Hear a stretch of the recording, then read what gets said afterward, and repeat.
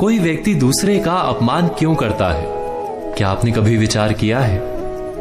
वैसे तो हम भी बिना कारण बहुतों का अपमान करते हैं।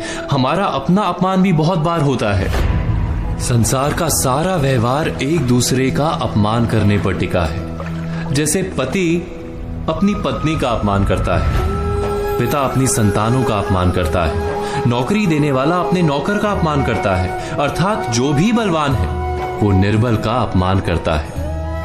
यदि हम शक्तिमान हैं तो अपमान के बदले में लड़ाई करते हैं, और यदि लड़ने की शक्ति नहीं होती तो हम अपमान सह लेते हैं, स्वयं को निर्बल और असहाय मान लेते हैं। हमें छोटे होने का एहसास होता है। ऐसा प्रतीत होता है जैसे हमारी आत्मा कुचली गई हो। किंतु कोई किसी का अपमान क्यों करता है? जब अपमान होता है तो मनुष्य को अपनी निर्बलता का एहसास होता है, और निर्बलता का बोध मनुष्य को कुचल देता है। वो अधिक से अधिक निर्बल बन जाता है, अत्याचार सहने की आदत सी पड़ जाती है। आत्मविश्वास का नाश हो जाता है, और जब आत्मविश्वास नहीं होता तो मनुष्य शराब और जुए जैसे व्यसनों में सुख ढूंढता है, मन से रोगी बन जाता है।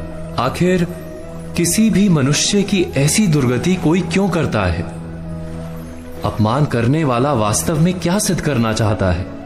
कभी गहराई से विचार किया है? वास्तव में हम किसी का अपमान करते हैं उसकी निर्बलता सिद्ध करने के लिए, ये बताने के लिए कि हम अधिक शक्तिमान हैं। अर्थात वास्तव में अपमान करने वाला स्वयं अपने आप को शक्तिमान या बलवान सिद्ध करने का प्रयास कर रहा है।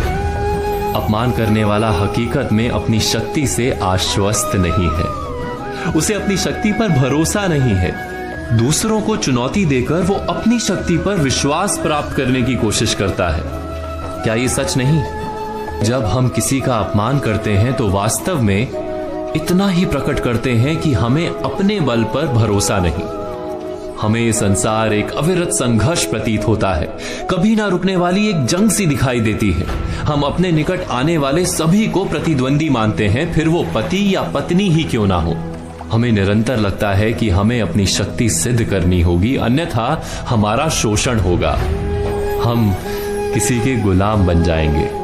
किंतु क्या हमने कभी विचार किया है कि दूसरों को प्रतिद्वंदी अर्थात दुश्मन मानने के बदले कलीग मान लें, हमारी सहायता करने वाले सहयोगी मान लें, अर्थात दूसरे व्यक्ति को प्रेम करें तो उसका अपमान करना आवश्यक ही नहीं होगा। किंतु प्रेम करने के लिए आत्मविश्वास आवश्यक है। जिसे अपनी शक्ति पर विश्वास नहीं, वो प्रेम कर ही नहीं सकता। अर्थात जिसका हृदय आत्मविश्वास से भरा होता है, ना वो अपमान करता है, ना अपमान को स्वीकार करता है। क्या ये सत्य नहीं? इस तथ्य पर विचार अवश्य कीजिएगा।